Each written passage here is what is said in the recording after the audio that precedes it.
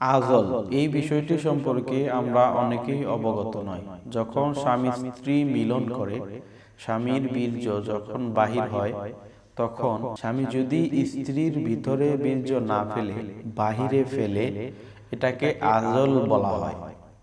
এখন আসুন, এই আজল করা জায়েজ কিনা না জায়েজ লজ্জার বিষয় নয়, এটি একটি জানার বিষয়। দৈনন্দিন জীবনে অনেক কিছু আছে যেগুলা সবাই সচরাচর আলোচনা করে, ওগুলা আমরা শিখতে পারি, কিন্তু কিছু গোপনীয় জিনিস থাকে যেগুলা অনেক সময় জানা শিখা সম্ভব হয়ে ওঠে না লজ্জার কারণে।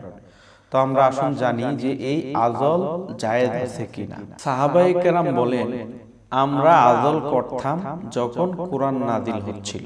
এর অর্থ হলো, যখন কোরআন নাজিল হচ্ছিল ওই সময়েও আমরা আজল করতাম, কিন্তু কোরআনেও এটাকে নিষেধ করা হয় নাই, নবীজিও আমাদেরকে নিষেধ করে নাই।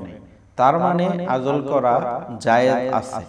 যদি না জায়েজ থাকতো, গুনাহ থাকতো, তাহলে হয়তোবা কোরআনেই নিষেধ করে দিত যে তোমরা আজল করো না, অথবা নবীজি হাদিসের মধ্যে নিষেধ করে দিতেন যে সাবধান, তোমরা আজল করবা না, এটি গুনাহ।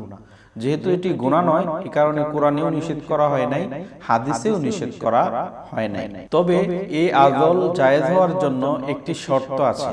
একটি শর্ত সাপেক্ষে আজল জায়েজ। স্ত্রীর অনুমতি থাকতে হবে।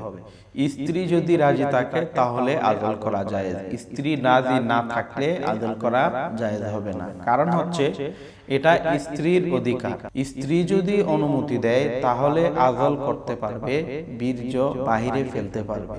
যদি স্ত্রী অনুমতি না দেয় তাহলে আজল জায়েজ হবে না। স্বামীর বীর্য স্ত্রীর হক, এটা ভিতরে নিয়ে স্ত্রী শারীরিক এবং মানসিক সুখ পায়। যদি স্ত্রীর অনুমতি ছাড়া স্বামী তার বীর্য বাহিরে ফেলে, তাহলে আল্লাহ তাআলার দরবারে কিয়ামতে এই স্বামী আসামি হতে পারে স্ত্রীর হক নষ্ট হওয়ার কারণে। মোট কথা হলো, স্ত্রীর অনুমতি থাকলে আজল করা জায়েজ আছে। আল্লাহ তাআলা আমাদেরকে বুঝার মতো, সঠিক আমল করার মতো তৌফিক দান করুন। আসসালামু আলাইকুম ওয়া রাহমাতুল্লাহি ওয়া বারাকাতুহু।